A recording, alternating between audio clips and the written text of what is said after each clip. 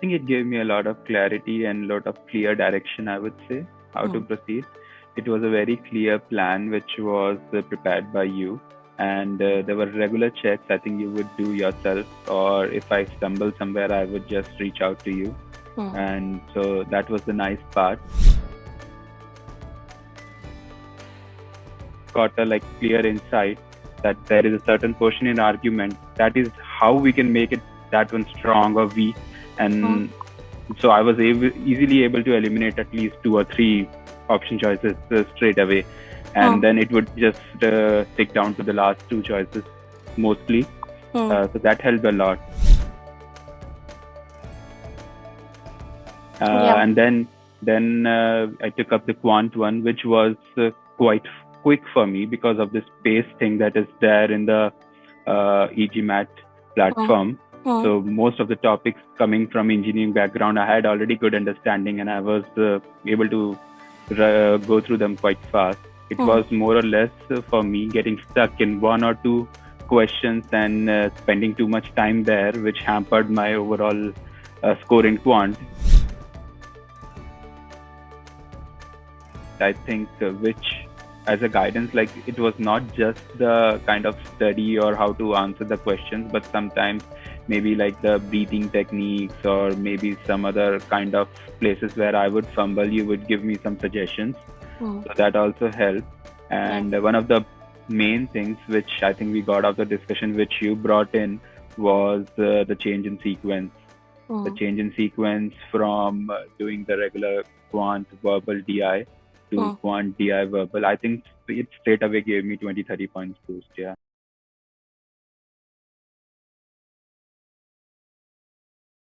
Hello, everyone. A very good morning, good afternoon, and good evening, and welcome to another debriefing session with eGMAT. Today, we have with us Akhil, who recently scored a 685 on his recent GMAT attempt. So, welcome, Akhil, and thank you for joining in. Yeah. Thank you, Abba. Nice to connect with you again. Yes. So, Akhil, before we move forward and deep dive into the small intricacies of your particular journey, why don't you give us a little bit background about yourself and how did you decide to get started with GMAT in the first place? So my name is Akhil Agarwal, and I graduated long time back, like from IIT Roorkee in 2014. Hmm. And then it has been 10 years of work experience for me in Shell. And then I decided to take GMAT exam to keep my options open for future. Um, and then I contacted one of my friends who was with me in Shell earlier and had given MBA, had taken up the MBA. So he suggested to me e-GMAT, Hmm. and then I searched a little bit on the internet, and I saw there was some kind of free material as well to understand how the system works and how e-GMAT course is, and Mm-hmm. I liked it. And that at the same time, I think I contacted you, Mm-hmm. where we had one a call, and then I proceeded with the e-GMAT. Yeah. Yes, So, yes. So when we got on a call, Akhil, you were asked to take the first initial diagnostic mark, right? mhm, Which you took on the platform itself, and you scored mhm, around a 655.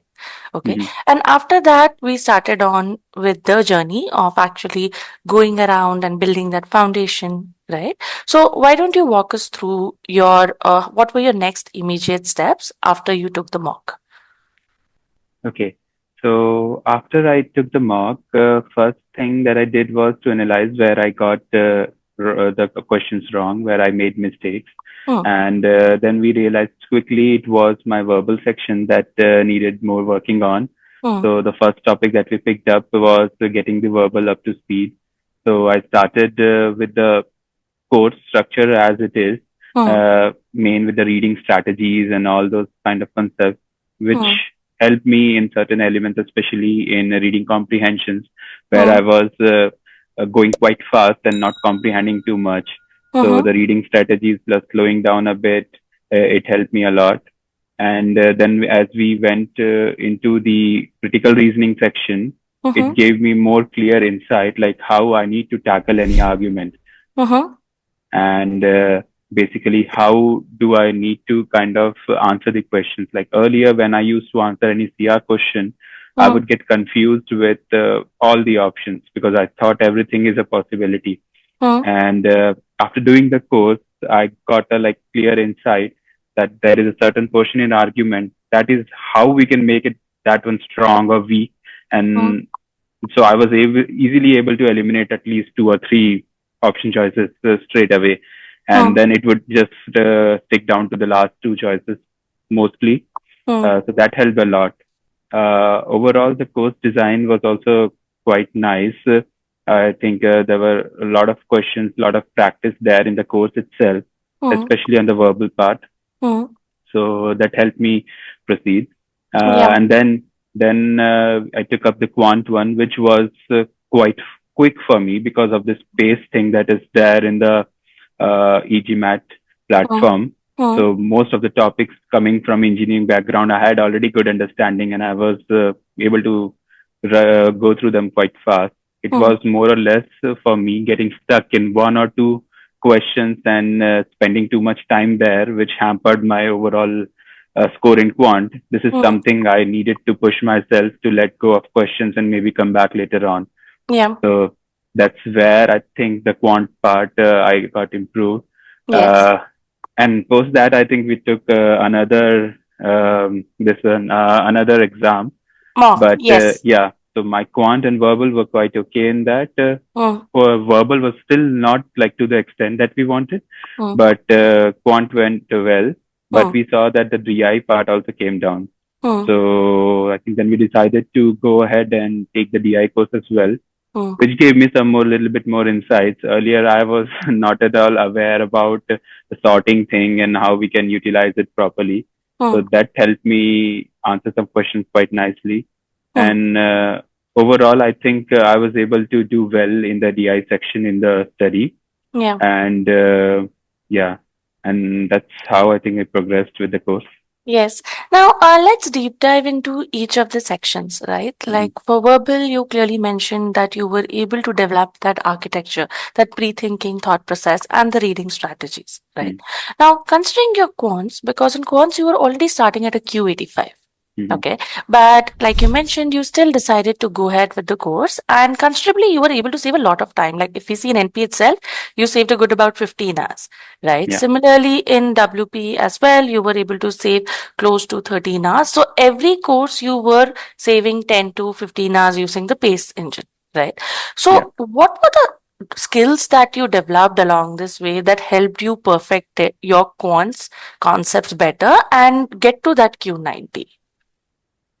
So I think more or less topics were already there, but there were like two, three, maybe few special points here and there, like maybe indivisibility of numbers or maybe like the prime numbers concept and all, Mm, where like knowing those concepts beforehand, it would save a lot of time. Like for me, I knew how to solve the question, but mm, having something like very specific already in hand that you know these particular things, you just proceed this way. mm, Then that kind of help it helps you fasten your speed. And the mm, other element where I think the quant part I think helped me was majorly like practice. And there would always be one or two questions where I would maybe get stuck, mm. and somehow I needed to learn how to let go of those and then complete the section. Yeah. Earlier, completing the quant section for me was also not going that good. I would rush into last two, three questions, Mm, but till the end, I was able to complete quant section with like sometimes 4 5 minutes left with me as well. Yeah, to mm. review. So Right. that's where I think it went well. Yeah. Right. And when we look into your DI stats, right, we can considerably see that there was an improvement when we talk about from where you started, right? So, and you followed the systematic approach of stage one, stage two that we prefer in eGMAT, right? So, how did following this structure contribute to your preparation? And what was the role of cementing the concepts in the stage two? Again, DI, the biggest pain that I had was completing the paper Mm, or completing the exam. It was like it's always tough to complete the exam in DI. Like it takes good amount of time. If some question you get stuck, it's like 4 5 minutes. mm, So what happened during the practice, during the quizzes as well, once you follow the standard structure timing in the cementing one. Like first you will start with the standard time. Sorry, first you will start with the relaxed time, then another relaxed time, then standard time. mm, So this kind of process in the cementing, it mm, helped me at least achieve basically the timing element, so mm-hmm, that I would more or less complete the paper or might miss like last one or two questions, which mm-hmm, earlier used to be much more questions.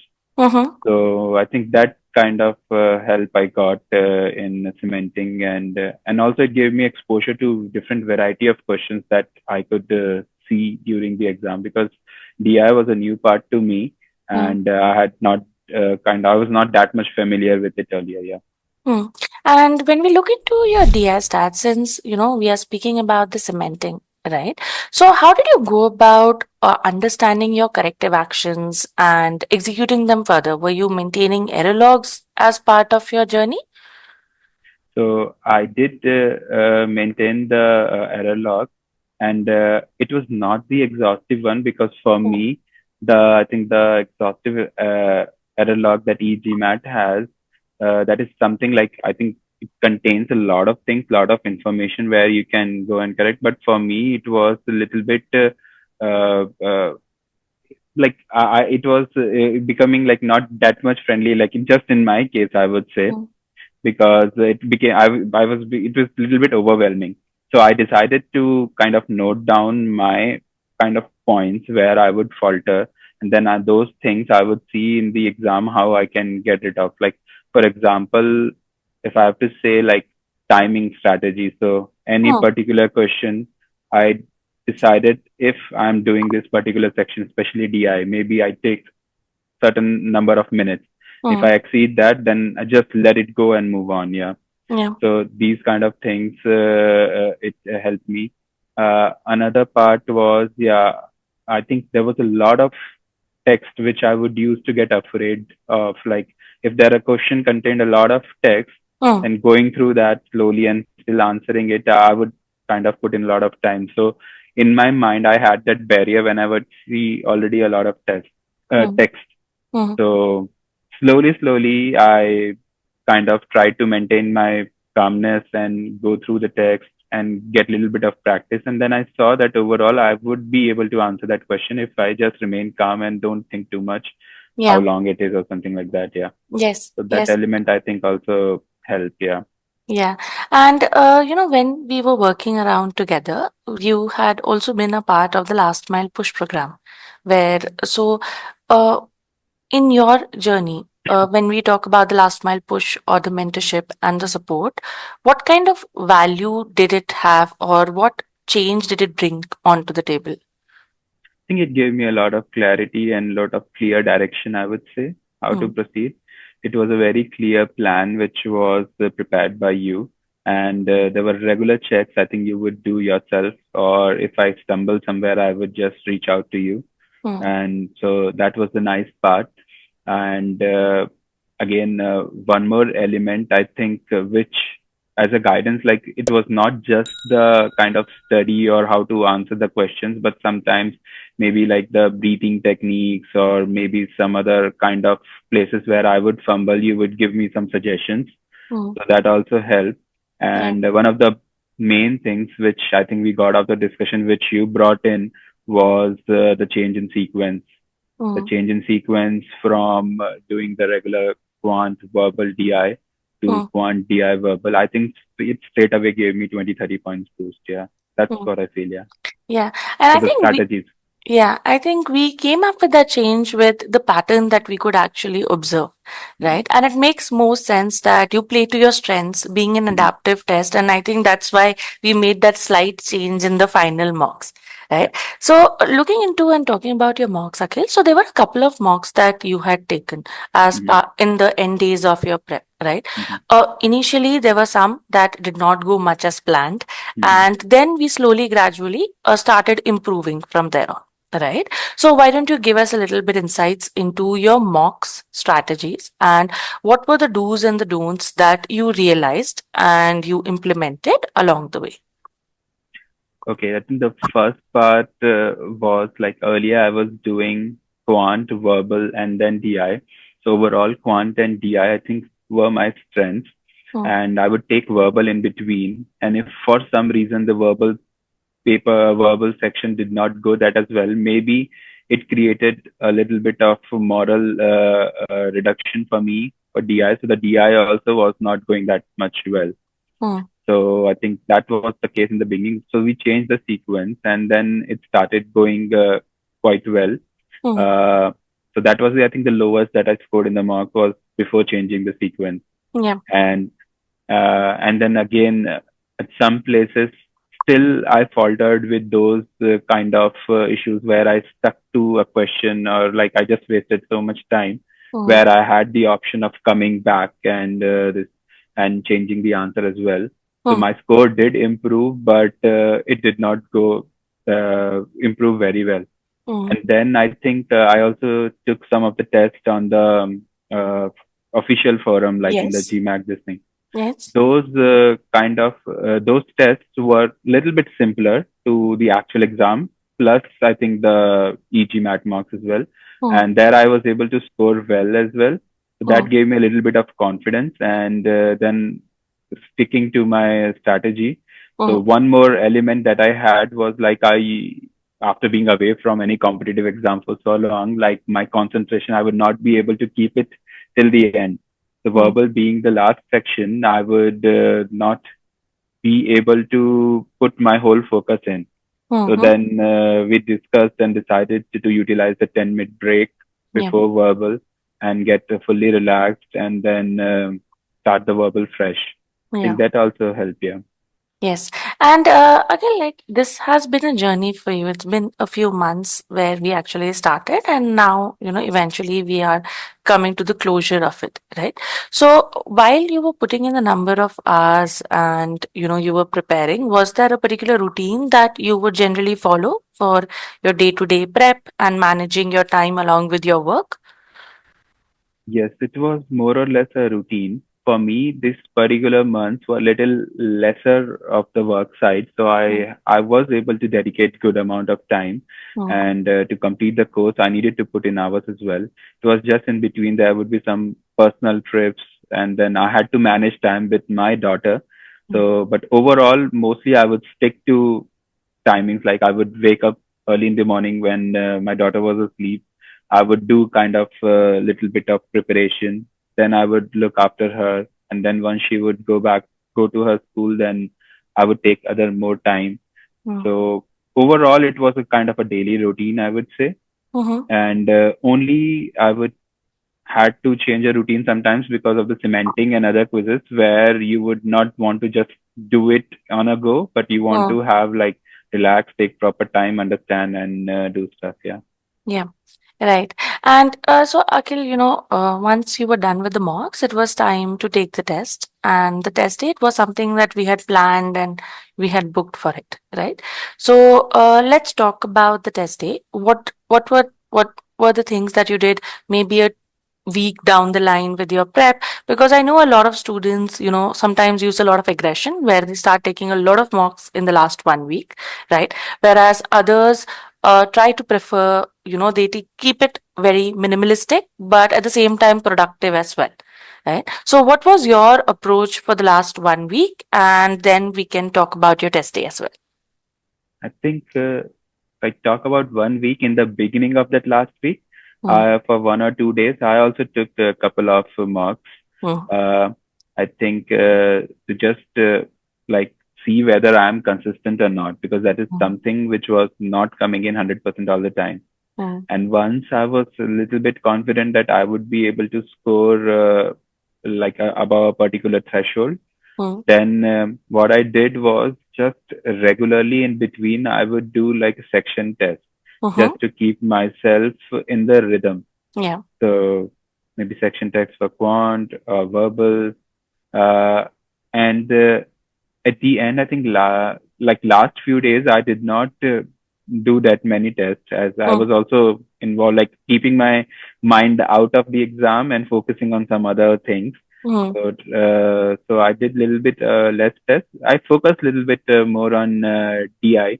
The mhm, overall, what I realized, like at least for my case, when I was too conscious, I would make more mistakes.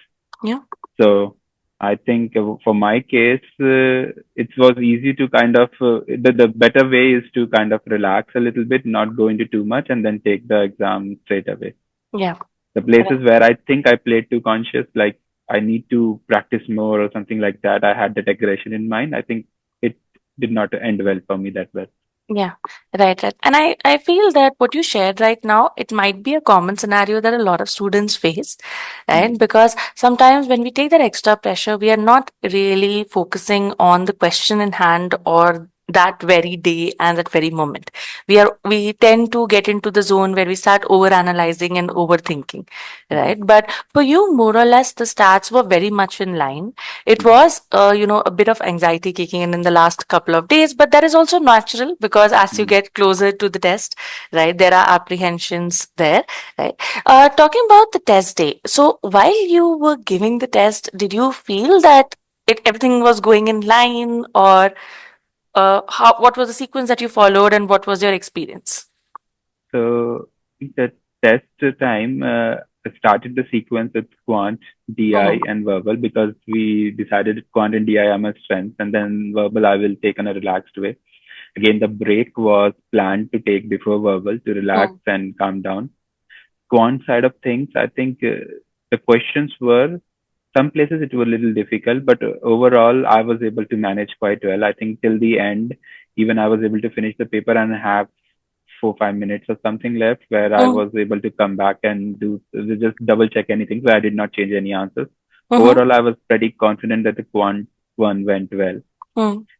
The DI part, yeah, I don't know. Maybe again, it is sometimes in the back of your head, like what happened. I was very thirsty, but I couldn't take a break, as I told you earlier. Yeah, because Yeah. the rules are quite strict. If you Yeah. have to even drink water, then you need to put in the break button. Otherwise, they don't allow. And then I started with the exam. Overall, when I was giving the exam, I felt that I was doing okay and I was being relaxed. I had some doubts that it might not have gone that well to the extent that I thought, Mm-hmm. but I still thought it went okay.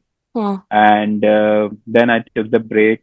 I had, yeah, I drank water, relaxed a little bit, came back again and gave verbal in a very relaxed manner because I knew, like, I think more or less Quant and DI were okay. Mm-hmm. But so at the end, when I saw the results, I saw like verbal, I was able to, I think, perform my best Mm-hmm. till date because I was relaxed.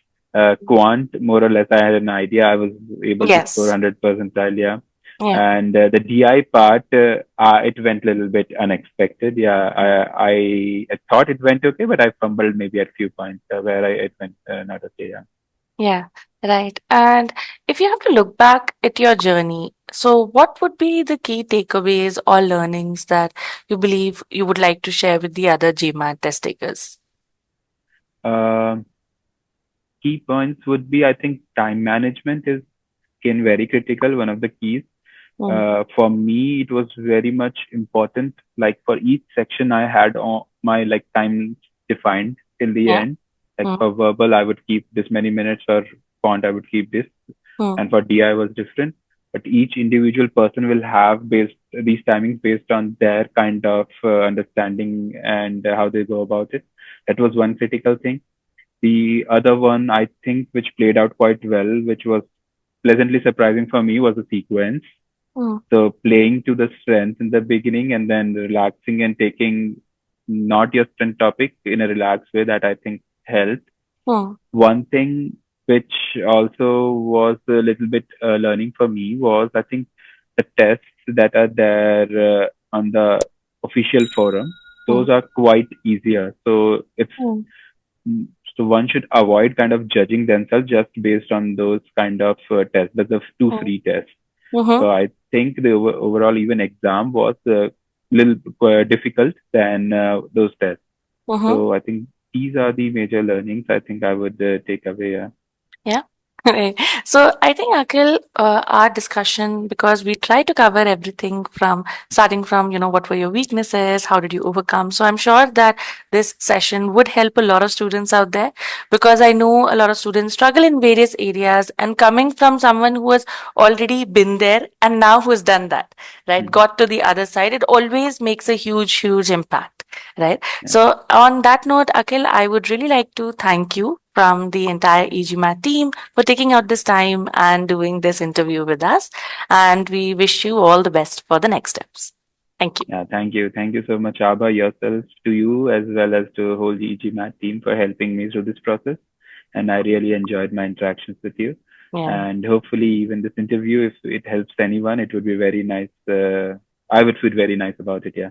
I'm sure. I'm sure. And it was really lovely working with you, Akhil. Yeah. I think we had a great rapport, right? And the best Mhm. part was that you were always open. I think as a mentee, you were always open to feedback, always ready to take on the plunge and get the corrective actions done. So I think it was a very lovely journey, and all the best for the next Thank steps. you. Yeah. Thank you so much, Abha.